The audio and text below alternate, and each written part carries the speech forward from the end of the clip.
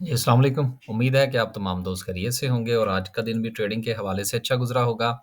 आज माशाल्लाह से मार्केट अगेन साइडवेज़ जिस तरह से कि हम गुज़िश्ता 2-3 दिन से बात कर रहे हैं कि इस वक़्त मार्केट जो है वो साइडवेज़ हो सकती है। एक रेज़िस्टेंस पर मार्केट मौजूद है और हर रोज़ हमें कुछ ऐसा लगता है कि शायद मार्केट जो है वो कुछ थोड़ा नेगेटिव होने जा रही है। लेकिन मार्केट में चूँकि अभी भी पॉज़िटिव सेंटिमेंट मौजूद है और कुछ खबरें भी ऐसी हैं जो कि मार्केट को सपोर्ट कर रही हैं। यही वजह है कि मार्केट नीचे नहीं जा रही और अगले 2-4 दिन भी हमें ऐसा देखने को मिल सकता है कि मार्केट इसी तरह से बिहेव करे और अगर तो मार्केट में वॉल्यूम अगेन आहिस्ता-आहिस्ता कम होना शुरू हो गया, तो फिर हम उस वॉल्यूम के अकॉर्डिंगली कुछ अपनी जो है वो पॉलिसी बनाने की कोशिश करेंगे कि हमें आगे स्ट्रैटेजी जो है वो क्या अपनानी चाहिए। कैंडलस्टिक पर जाएँगे तो इंशाल्लाह देखेंगे कि क्या सिचुएशन है वॉल्यूम की और कैंडलस्टिक क्या कहती है। आज मार्केट ने सिर्फ 8 पॉइंट्स ऐड किए, मार्केट का जो लो था वो 51,140 का था। जबकि मार्केट का जो हाई था वो 51,520 का था। आज भी अगर आप देखें तो लगभग तकरीबन मार्केट में 400 पॉइंट्स की प्रॉफिट टेकिंग देखने में आई है। ये एक ऐसा सिग्निफिकेंट जो है वो हमारे सामने चीज़ें आ रही हैं जो हम डेली बेसिस पर डिस्कस कर रहे हैं कि इस वक़्त हर बंदे की कोशिश है कि वो ज़्यादा से ज़्यादा मार्केट में प्रॉफिट टेकिंग करे। प्रॉफ़िट टेकिंग आपको भी करनी चाहिए, अगर आपको किसी भी शेयर के अंदर कुछ अभी प्रॉफ़िट्स मौजूद हैं, 2, 3, 4% 5% 10% जितने भी हैं, उसकी कुछ ना कुछ क्वांटिटी जो है वो आपको प्रॉफ़िट टेकिंग में जाना चाहिए। दूसरी बात, बहुत सारे शेयर्स अभी भी आपको ऐसे नज़र आएँगे जो कि अपने लो की तरफ हैं, लेकिन उन्होंने अभी परफ़ॉर्म नहीं किया। कुछ भी रीज़न हो सकती है। कुछ शेयर्स ऐसे हैं जिनके फाइनेंशियल्स बहुत अच्छे हैं, लेकिन अभी वो परफ़ॉर्म नहीं कर पाए क्योंकि उन्होंने डिविडेंड्स नहीं दिए। तो ये भी एक इश्यू हो सकता है। लिहाज़ा आप उन शेयर्स को टारगेट कर सकते हैं जिन्होंने डिविडेंड अनाउंस नहीं किया लेकिन उनके फाइनेंशियल्स बहुत अच्छे हैं। जब अर्निंग जो है वो उनके पास मौजूद है लेकिन उन्होंने अनाउंस नहीं की, तो अगर उन्होंने इस क्वार्टर में नहीं की तो वो नेक्स्ट क्वार्टर में करेंगे और सेकंड क्वार्टर जो होता है, उसमें मोस्टली जो कंपनीज़ हैं वो पे आउट्स अनाउंस करती हैं। और सेकंड क्वार्टर में आपको पता है जिस वक़्त आप जाएँगे, तो उस वक़्त पाकिस्तान में इलेक्शंस के हवाले से मामलात चल रहे होंगे, गरमा-गरम होगा, नई हुकूमत भी आने को होगी, तो लिहाज़ा दोनों चीज़ें मिल के कुछ ना कुछ जो है वो आउटपुट आपको दे सकती हैं। आगे चलते हैं जी 8 पॉइंट्स के इज़ाफ़े के साथ सर्किट ब्रेकर की सिचुएशन देखते हैं कि सर्किट ब्रेकर क्या कहता है। आज जो मुझे लगता था कि शायद जो है वो वीडियो नहीं बन पाएगी, क्योंकि मैंने गाड़ी की सर्विस के लिए जाना था। जब मैं वहाँ गया हूँ तो वो साहब चूँकि मौजूद नहीं थे, तो मुझे इंतज़ार करना पड़ा। तो मेरा तो ख़्याल था कि शायद अगले कोई 2-3 घंटे जो है वो वहीं लग जाएँगे, क्योंकि यहाँ का सिस्टम जो है वो थोड़ा डिफरेंट है। तो मैं चूँकि अपनी अपॉइंटमेंट से थोड़ा लेट हो गया था, तो जो लेट हो जाए उसके लिए यहाँ पर कोई जगह नहीं है। आगे चलते हैं जी और आज भी माशाल्लाह से 18 कंपनीज़ अपर कैप हैं। ये वो पॉज़िटिव सेंटीमेंट है जिसकी मैं बात कर रहा था, कि देखने में हमें ऐसा लगता है कि मार्केट में वॉल्यूम कम हो रहा है, देखने में ऐसा लगता है कि प्रॉफ़िट टेकिंग हो रही है, लेकिन दूसरी तरफ अगर आप देखें, तो 15-15, 18-18 कंपनीज़ जो हैं वो अपर कैप भी हो रही हैं। तो ये पॉज़िटिव सेंटीमेंट जो है वो अभी चल रहा है मार्केट में, लिहाज़ा आप भी इससे फ़ायदा उठाइए। काबिल-ज़िक्र कंपनीज़ में सर्विस इंडस्ट्रीज़ है, माशाल्लाह से अच्छा वॉल्यूम था आज इसमें, इसके अलावा पाक सुज़ुकी तो चलेगा अभी सिलसिला इसी तरह से। देन सो एंड सो उसके बाद बीफो हुआ, उसके बाद बैंक अल हबीब हुआ। बैंकिंग सेक्टर का जो ईयर क्लोजिंग है, उसमें भी इंशाल्लाह आपको अच्छे रिज़ल्ट्स देखने को मिलेंगे। तो बैंकिंग के हवाले से अगले 3 से 4 महीने जो हैं, वो अच्छे जो है वो परफ़ॉर्म करते हुए नज़र आ रहे हैं। लेकिन मैं किसी को नहीं कह रहा कि आप बैंक्स बाय करें और कौन-सा बैंक बाय करें। ये आपने अपना फ़ैसला खुद करना है कि अगर आपने बैंकिंग सेक्टर में काम करना है या नहीं करना। हमारी जो वीडियो होती है ये जस्ट इन्फॉर्मेशन। हम आपके साथ एक इन्फॉर्मेशन शेयरिंग करते हैं। इसमें मकसद बिल्कुल नहीं होता कि आपको कोई बाय की कॉल दी जाए। तो इसलिए अपना फ़ैसला जो है वो अपने पोर्टफ़ोलियो के मुताबिक और अपने हालात के मुताबिक किया करें। लोअर कैप की बात करते हैं, 3 कंपनीज़ जो हैं वो लोअर कैप में हैं, लेकिन कोई काबिल-ज़िक्र कंपनी नहीं है, कोई काबिल-ज़िक्र वॉल्यूम नहीं है, इसलिए इसको इतना कंसीडर करने की ज़रूरत नहीं है। सारा का सारा जो अगर आपको ये नज़र आता है कि 400 पॉइंट्स मार्केट में से निकल गए, हो सकता है मार्केट कल जो है वो 2-250 पॉइंट्स नेगेटिव में क्लोज़ हो जाए, तो फिर भी परेशानी वाली कोई बात नहीं है। जब तक मार्केट एक रेंज में चल रही है, ये इंशाल्लाह कैंडलस्टिक पर डिस्कस करेंगे, तब तक परेशानी वाली कोई बात नहीं है। और अगर मार्केट को 1500 पॉइंट्स निकाले, तो उसको एज़ ए अपॉर्च्युनिटी लीजिएगा। आगे चलते हैं जी और देखते हैं कि आज सिचुएशन क्या रही। सबसे ज़्यादा जिस सेक्टर ने पॉइंट्स डाले हैं वो कमर्शियल बैंक है और कमर्शियल बैंक्स में चूँकि डिविडेंड बड़े अच्छे अनाउंस हुए हैं, स्टैंडर्ड चार्टर्ड ने किया, इसके अलावा फैसल बैंक ने भी किया। गो के फैसल बैंक का डिविडेंड जो है, वो लोगों को पसंद नहीं आया। बैंक अल हबीब का बड़ा अच्छा डिविडेंड था। तो बैंकिंग सेक्टर परफ़ॉर्म कर रहा है, डिविडेंड भी दे रहा है, तो अच्छी बात है। 132 पॉइंट्स जो हैं वो सिर्फ़ और सिर्फ़ कमर्शियल बैंक्स ने डाले हैं। ऑयल एंड गैस जो है वो आज भी 53 पॉइंट्स निकाल गया। कोई बात नहीं, परेशान ना हों जिनके पास हैं। मुझे कुछ लोगों के मैसेजेस आए थे कि जी हमने जो है वो ऑयल एंड गैस बाय कर रखा है। तो यार बाय कर रखा है तो थोड़ा हौसला करें, परेशान तो ना हुआ करें। एक दिन खरीद के दूसरे दिन आप परेशान हो जाते हैं। वो मैं अक्सर जो है ना वो आपकी अपनी वीडियो में ये एक वाक़या डिस्कस करता हूँ। तो उस्ताद साहब कहते हैं यार आप लोग जो हैं वो छोटे बच्चे की तरह काम करते हैं। जो बाज़ार से पौधा खरीद के लाता है, उसको लगाता है, पानी देता है, फिर उसके पास बैठ जाता है कि अब ये बड़ा कब होगा? और जब वो बड़ा नहीं होता तो वो उखाड़ के देखता है उसकी जड़ों को, कोई मसला तो नहीं है। तो बेसिकली अ, स्टॉक मार्केट में थोड़ा ठीक है कि वक़्त पर फ़ैसले करने चाहिए, लेकिन अगर आपने एक चीज़ बाय की है, तो वो किसी न किसी स्ट्रैटेजी के तहत की होगी ना। लेकिन अगर आप आज खरीद करके तो कल को अगर आप परेशान हो रहे हैं, तो इसका मतलब ये हुआ कि आपने कोई स्ट्रैटेजी अडॉप्ट नहीं की। आपने देखा-देखी शेयर खरीदा है। आपने मेरी या किसी की वीडियो से कुछ मतलब निकाल के आपने शेयर खरीदा है और अपनी कोई स्ट्रैटेजी नहीं बनाई। इस वजह से फिर आप परेशान हो जाते हैं। तो बेसिकली परेशानी जो है ये 1 दिन या 2 1 दिन खरीदने के बाद उस वक़्त शुरू होती है जब आपके पास किसी किस्म का कोई लाए-अमल नहीं होता। जब भी शेयर खरीदें किसी न किसी प्लानिंग के तहत खरीदें। खुदा ना ख़ास्ता अगर वो प्लानिंग जो है या वो स्ट्रैटेजी जो है वो आपकी उल्टी पड़ जाती है। फ़र्ज़ कीजिए आपने एक स्ट्रैटेजी बनाई कि यार ये शेयर इस लेवल तक जाएगा। वो नहीं जाता, तो कोई बात नहीं, लेकिन कम से कम उस स्ट्रैटेजी को आप फ़ॉलो तो करें। चंद दिन आप इंतज़ार तो करें। मैं तो मेरे पास तो एक आध शेयर ऐसे हैं जो कि मैंने तकरीबन मेरा ख़्याल है कि कोई गुज़िश्ता 1.5 साल से होल्ड किए हुए हैं, ठीक है। पिछले भी एक डिविडेंड मिल गया था, एक डिविडेंड जो है वो आया खड़ा, तो कोई बात नहीं। तो चीज़ों को थोड़ा लेकर चला करें। अगर कोई शेयर अच्छे लेवल पर मिल गया है, उसको होल्ड करने में कोई मुज़ायका नहीं। तो सोच समझ कर फ़ैसला किया करें, दूसरे दिन परेशान ना हो जाया करें।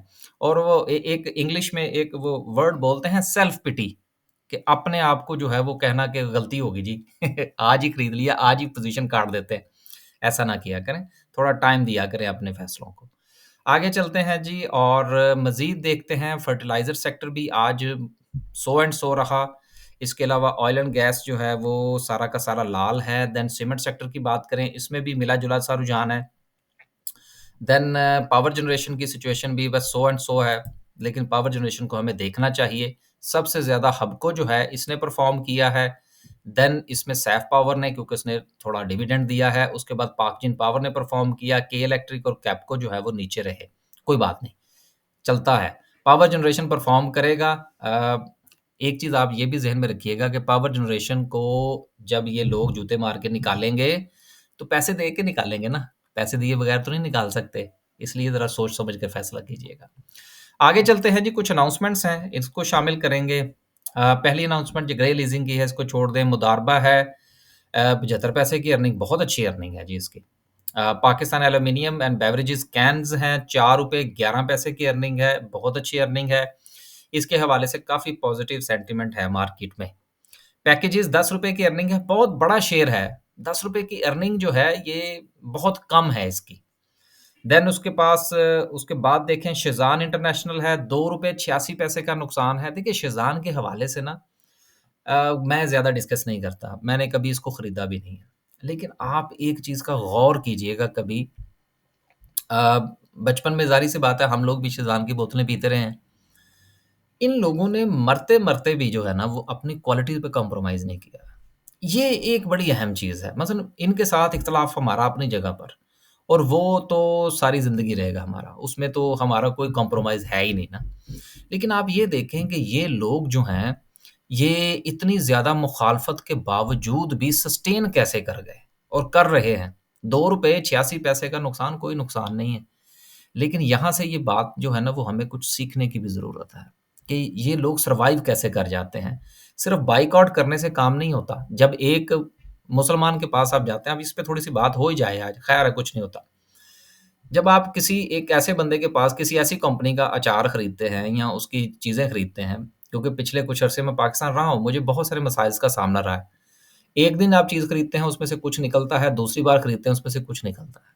गोरों की चीज़ें खरीदें, इन इन काफ़रों की चीज़ें खरीदें, इसमें आपको क्वालिटी जो है ना वो आपको वो ही मिलती है जो आपने पहले दिन खरीदी होती है। आज भी अगर आपका कभी दिल करे, तो आप ये इनकी जो है वो शज़ान की बोतल पिएँ, उसका ज़ायका आज भी वही होगा जो आज से 15-20 साल पहले था। तो कहने का मतलब ये है कि आखिर ये लोग सर्वाइव कर गए ना, इतनी मुखालफत के बावजूद भी। तो इसलिए ना हमें कुछ न कुछ सीखने की ज़रूरत है कि ये लोग सर्वाइव कैसे कर गए। सर्वाइव इसी वजह से कर गए। तो बहरहाल कुछ न कुछ जो है वो हमें देखना होगा कि मामला कहाँ पे ख़राब है। उसके बाद ईएफजी है, इसको भी छोड़ें जी। देन आगे चलते हैं, जिसने कुछ डिविडेंड दिया है उसकी बात करते हैं, जिसने नहीं दिया उसकी क्या बात करें हम। फैसल बैंक है जी, ₹1 का डिविडेंड है, ₹3 की अर्निंग है। यार ₹20-22 का शेयर है, अब आप इसको स्टैंडर्ड चार्टर्ड के साथ मिलाने की कोशिश कर रहे हैं तो इसलिए थोड़ा-सा परेशानी है लोगों को। देन उसके बाद आगे चलते हैं जी, दावा है। अब ये देखिए दावा जो है कितना बड़ा शेयर है, ₹2.84 की अर्निंग है, ₹2 का डिविडेंड है। अगर आप इसकी यील्ड उठाकर देखें, कोई इतनी ख़ास है भी नहीं। अब इस वक़्त आपको नहीं लगेगी कि इतनी अच्छी इसकी जो है वो कोई यील्ड है। देन उसके बाद पंजाब ऑयल मिल है, ₹5 की अर्निंग है, दिया-दिलाया कुछ नहीं है। सेज़ियो है, ₹11 की अर्निंग है, दिया कुछ नहीं है। देन उसके बाद सांबा बैंक है, 35 पैसे की अर्निंग है।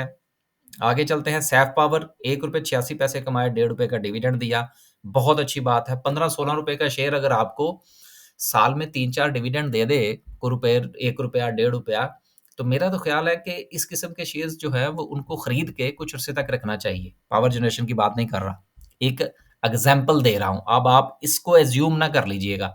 ये छोटी-छोटी सी एक्सप्लेनेशन हमें देनी पड़ती हैं। क्योंकि हमारी जो स्टॉक मार्केट में काम करने वाले 80% लोग हैं, उनके पास स्टॉक मार्केट का बेसिक नॉलेज नहीं है।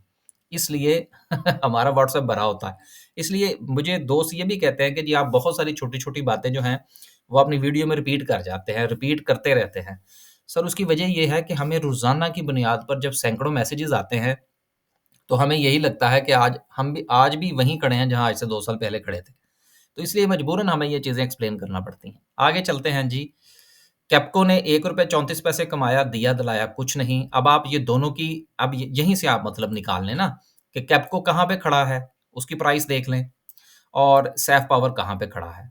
दोनों की आप अर्निंग को थोड़ा-सा जज कर लें, आपको यहाँ से थोड़ा-सा आइडिया मिल जाएगा कि कैप्को में अगर आपने एंट्री लेनी है तो कहाँ पर लेनी होगी। आगे चलते हैं जी और मज़ीद देखते हैं मेटको फूड की 63 पैसे की अर्निंग है। उसके बाद बहुत चूँकि जो है वो रिज़ल्ट्स हैं इसलिए सारे नहीं पढ़े जा सकते। एलाइड बैंक ₹10 की अर्निंग, ₹3 का डिविडेंड, बहुत अच्छा शेयर है। लेकिन इस शेयर का एक मसला ये है कि इस शेयर में वॉल्यूम नहीं लगता। इसलिए जब भी आप इसको खरीदें, इसी नीयत के साथ खरीदा करें कि बस ये आप ही का है और आपने इसको रखना है अपने पास। बेस्ट वे सीमेंट है ₹6 का डिविडेंड है, ₹5.16 की अर्निंग है। और आखिर में स्टैंडर्ड चार्टर्ड है, साढ़ ₹3.25 की अर्निंग, ₹2.5 का डिविडेंड। अगेन मैंने कल भी अपनी वीडियो में एक बात कही थी कि हर वो कंपनी जिसका स्टेक जो है वो मुल्क से बाहिर है, उनका डिविडेंड अनाउंस करना मजबूरी होती है। बेस्ट वे ग्रुप है, ये हो गया, बाकी हो गए, इन्होंने पैसा बाहर लेकर जाना होता है। इसलिए अगर ये अनाउंस नहीं करेंगे तो बाहर क्या लेकर जाएँगे? गवर्नमेंट तो पकड़ लेगी। तो ये चीज़ ज़हन में रखा करें डिविडेंड के हवाले से। पाकिस्तान की कंपनियों ने इधर ही रहना है, जो भी उन्होंने नफ़ा-नुकसान करके जो भी घपला-शपला करना है, वो इधर ही करेंगे, मजबूरी है उनकी। उन्होंने जो भी निकालना है, वो यहीं से निकाल लेंगे। लेकिन वो चूँकि उन्होंने बाहर नहीं लेकर जाना, इसलिए उनका अनाउंस ना करना मजबूरी नहीं होती। आखिर में डिस्कस करते हैं जी आज की कैंडल को और कैंडल स्टिक जो है, वो इतनी बुरी नहीं है। आज भी अच्छी कैंडल है कोई इतना बड़ा मसला नहीं है। 1 मिनट दीजिएगा, मैं ज़रा सपोर्ट एंड रेजिस्टेंस जो मैंने बना रखी है वो निकाल लूँ। जी, तो कल वाली बात जो है उसी को ही हम कंटिन्यू करेंगे कि आप जिस वक़्त मार्केट 44,500 और 47,000 के दरमियान में घूम रही थी, उस वक़्त मार्केट की सिचुएशन देख लें और आज की सिचुएशन देख लें। आपको सिचुएशन जो है वो सेम नज़र आएगी, एक बात। दूसरी बात ये है कि जिस वक़्त मार्केट एक रेंज बाउंड सिचुएशन में चल रही थी, तो उस वक़्त मार्केट में वॉल्यूम की क्या सिचुएशन थी? और आज भी आप देख लीजिए कि वॉल्यूम जो है वो आहिस्ता-आहिस्ता कम हो रहे हैं अगेन। होने दें वॉल्यूम्स को कम होने दें। आप अपने-अपने पसंदीदा शेयर्स पर नज़र रखिए और उसमें अपनी बाइंग बनाइए। इंशाल्लाह वो शेयर्स आपको कुछ ना कुछ देकर जाएँगे। इंडेक्स पर ना जाइएगा। इंडेक्स जो है वो हो सकता है कि आपको आने वाले दिनों में 53,000 का लेवल टच करवा जाए। लेकिन शेयर्स के अंदर अभी भी आपको स्पेस मिलेगी और मौजूद है, उसको आइडेंटिफ़ाई कीजिए। बस जी, आज के लिए सिर्फ़ इतना ही। खुश रहें, आबाद रहें और आखिर में मैं हमेशा एक बात कहा करता हूँ, आज भी वही कहूँगा, पैसा आपका है, सोच समझ कर इस्तेमाल करें। मेरी वीडियो देखें, किसी की भी वीडियो देखें, उस वीडियो की बुनियाद पर कोई डिसीज़न ना किया करें। और अगर वो डिसीज़न आप कर लें, तो फिर उसको बर्दाश्त किया करें कुछ दिन के लिए, ताकि आपको कुछ उससे समझ आए। नफ़ा-नुकसान वो एक अलग चीज़ है, लेकिन आपको कम से कम पता तो चले कि आपने क्या ट्रेड की है।